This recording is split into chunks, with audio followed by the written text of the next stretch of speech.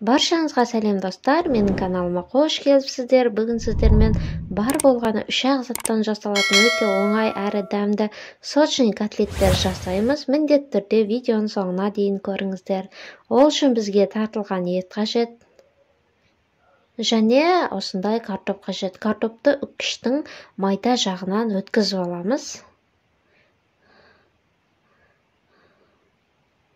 Картоптарды үккіштен өткізіп алған соң, осылай електің көмегімен артық суын сығып тастаймыз. Немесе марлы қолдансаңыз да болады. Міне барлық картоптың суын сығып, мен етке қостым. Ал енді пиязды да үккіштік дәл солай майда жағынан өткіземіз.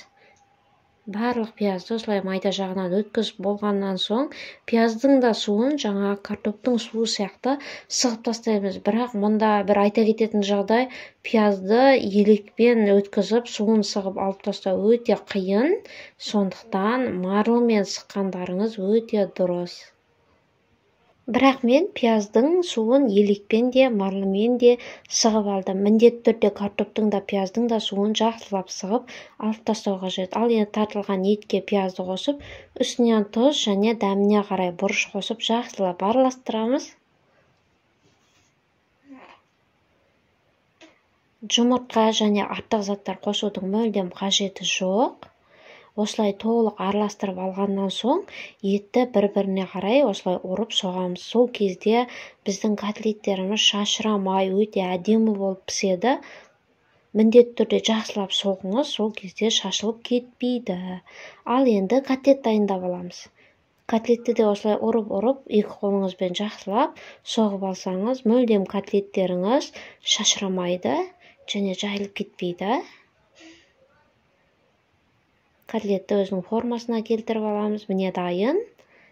Ал енді осындай ұнға немесе басқа да сухаригиге ұнатып алып, қуырсаңыз болады. Мен үшін ұн удобно болды. Осылай ұнға ұнатып қуырып аламын. Котлеттерді жай ғана фаршты жақсылап бір-біріне соқсаңыз болды. Мүлдем ажырамай өте әдемі болып піседі.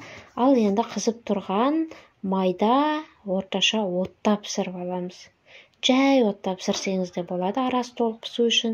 Немесе қатты отта барлық жағын қызартып алып, екі жағын да қызартып алып, мантоваркаға салып, булап пісіріп алсаңыз болады. Диетадағы жандар үшін.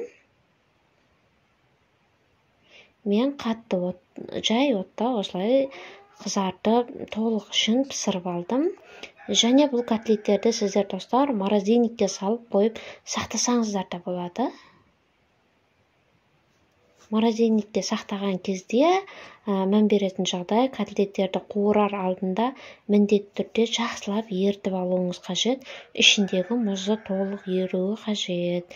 Міне достар, менің котлеттерім дайын. Міндетті түрде сіздерге де осылай жасап көруге кеңес беремін. Сіздерде де осындай өте дәмді котлеттер шығуына сенімдімін. Сіздермен болған Жанар.